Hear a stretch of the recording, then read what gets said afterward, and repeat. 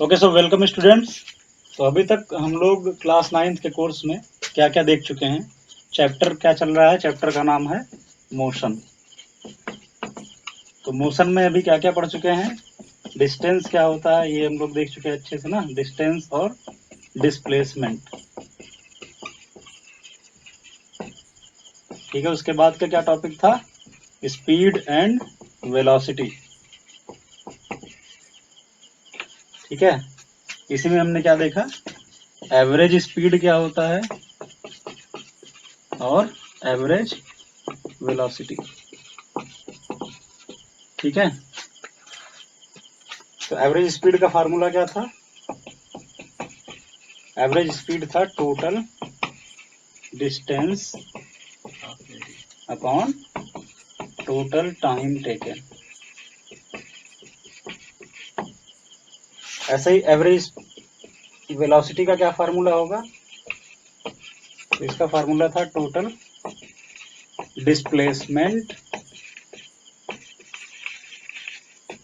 Upon total time. ठीक है, उसके बाद पिछली वीडियो में हम लोगों ने देखा था एक्सेलरेशन के बारे में, जिसको क्या बोलते हैं त्वरण हिंदी में।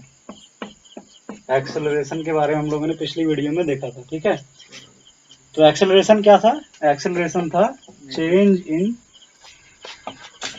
Velocity, change in velocity delta v upon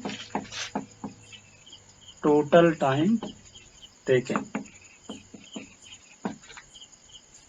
okay, तो इसके लिए हम लोगों ने क्या केस एज्यूम किया था, इसके लिए ये मान के चले थे कि पहले अगर जो पार्टिकल है जो मोशन में है, जिसकी हम बात कर रहे हैं, ठीक है, अगर वो पहले u वेलोसिटी से चल रहा है और t टाइम के बाद उसकी जो वेलोसिटी है वो बढ़ करके v हो जाती है।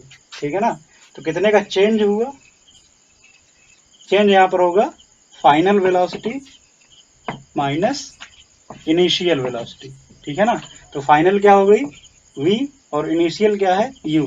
यहाँ पे हम मैग्नीट्यूड देखते हैं ना, यहाँ पर ऐसे ही मोशन की बात कर रहे हैं जहाँ पर डायरेक्शन एक ही डायरेक्शन में है, इनिशियल वेलोसिटी और फाइनल वेलोसिटी दोनों, तो इसलिए डायरेक्टली उसको हम सब्ट्रैक्ट कर देंगे। ठीक है, तो यहाँ पर वेलोसिटी का मैग्नीट्यूड लिखा जा रहा है, वेक्टर नहीं, क्योंकि वेक्टर सब्ट्रैक्शन अलग होता है और स्केलर सब्ट्रैक्शन अलग होता है। ये सारी चीजें क्लास 11th में पढ़ेंगे। ठीक है,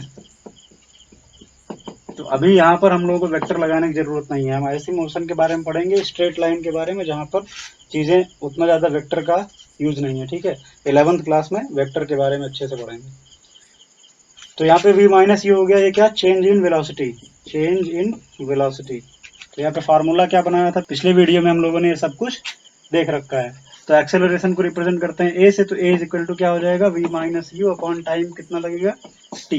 ठीक है, तो यहाँ से एक और रिलेशन बनाई थी, कैसे बना था, अगर a और t को मल्टीप्लाई करें तो क्या हो जाएगा, a t is equal to v minus u, और अगर u को इधर लेके आएंगे तो क्या होगा, ये v इज इक्वल टू, यहाँ पे u माइनस इधर आएगा तो प्लस हो जाएगा ना, u प्लस ए टी, ये भी पॉजिटिव ये भी पॉजिटिव, यहाँ से फार्मूला क्या बनेगा, v is equal to u plus a t.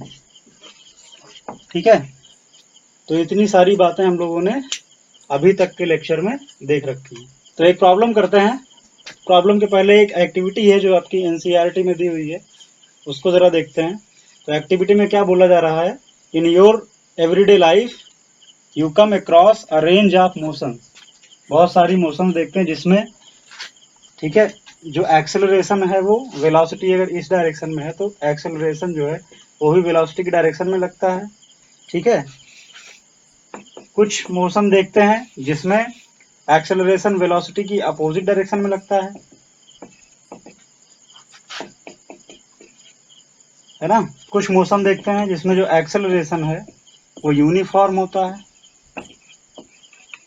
ठीक है, और कुछ में हम क्या देखते हैं कि एक्सेलरेशन जो है वो नॉन यूनिफॉर्म होता है। ठीक है, तो ये एक्टिविटी कौन सी है, एक्टिविटी है 8.8। ठीक है, एनसीईआरटी बुक में।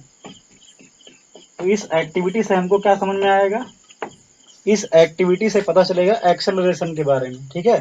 तो यहाँ पर जो एक्सेलरेशन है वो वेलोसिटी की डायरेक्शन में लग रहा है।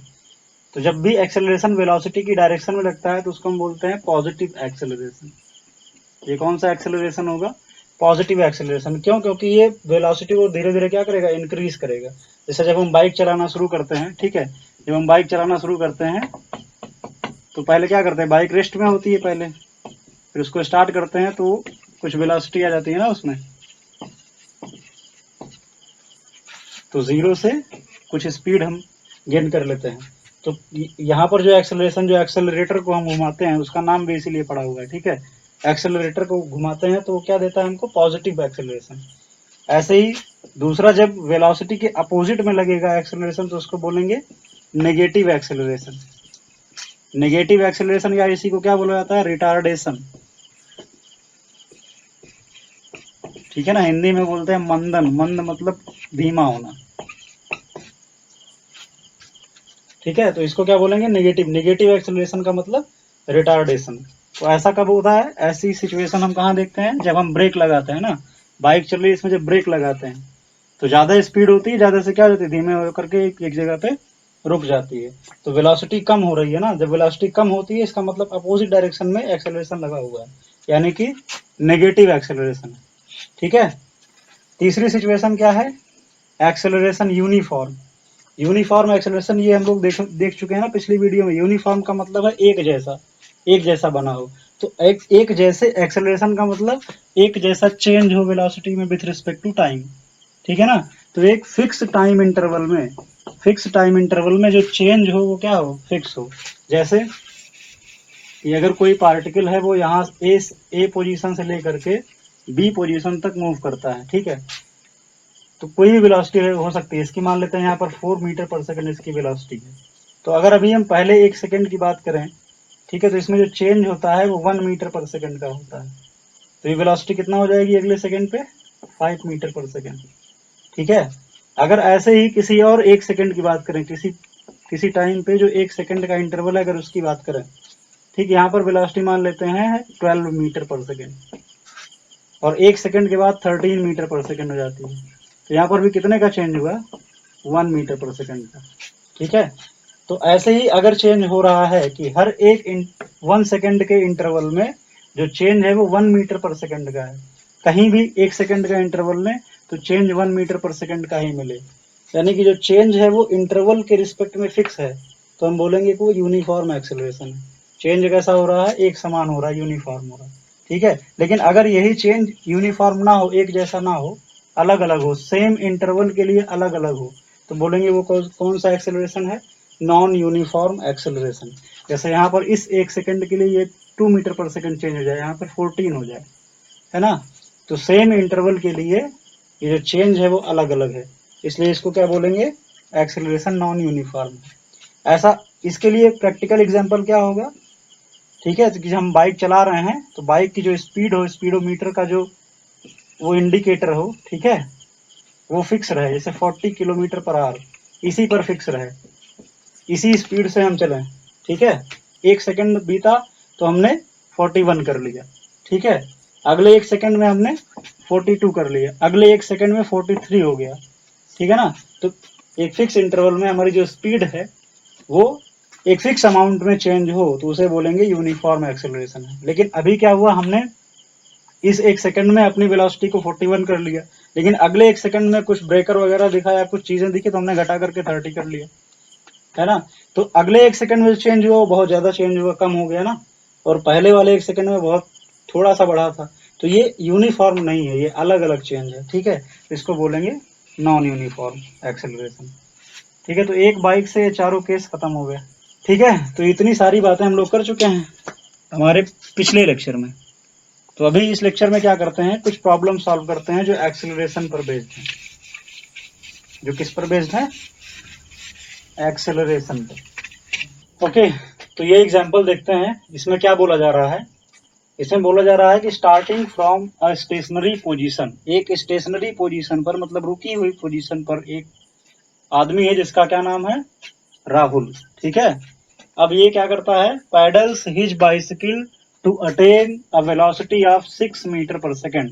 ये अपनी बाइसिकल को पैडल मारना स्टार्ट करता है किस चीज के लिए? एक 6 मीटर पर सेकेंड की वेलोसिटी को अटेन करने के लिए। तो पहले किस पे था? वेलोसिटी 0 थी, ठीक है ना। बाद में कुछ टाइम के बाद कितना टाइम लिया उसने?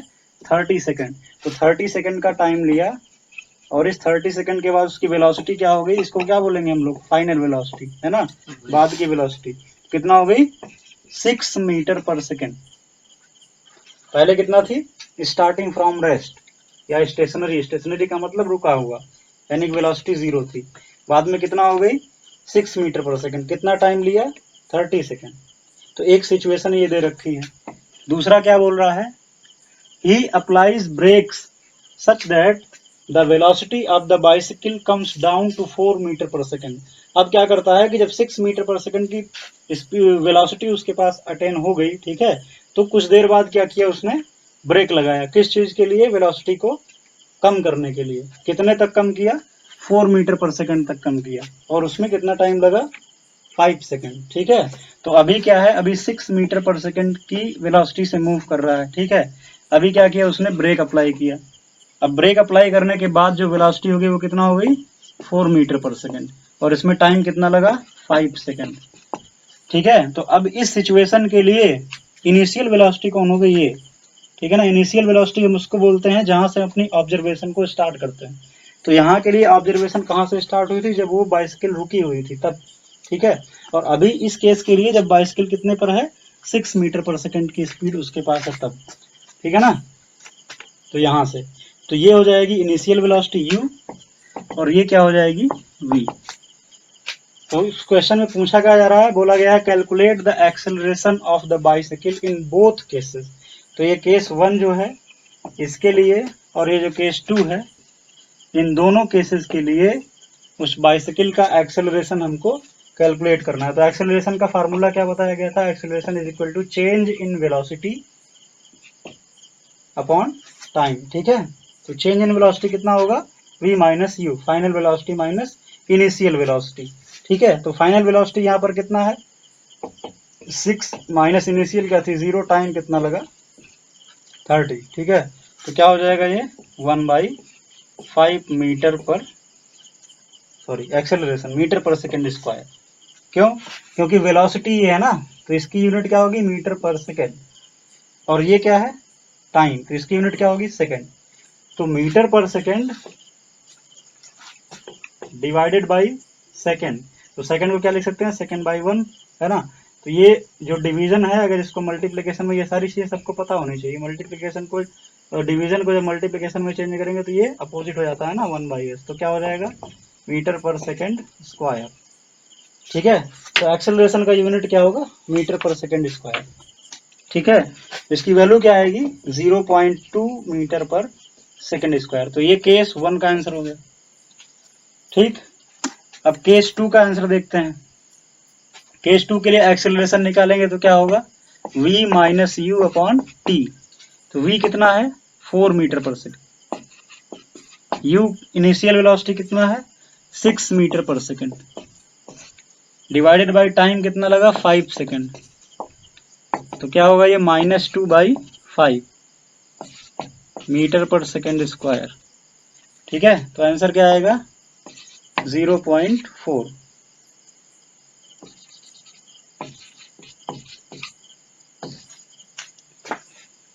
ठीक है। तो ये इसका आंसर हो गया केस 2 का।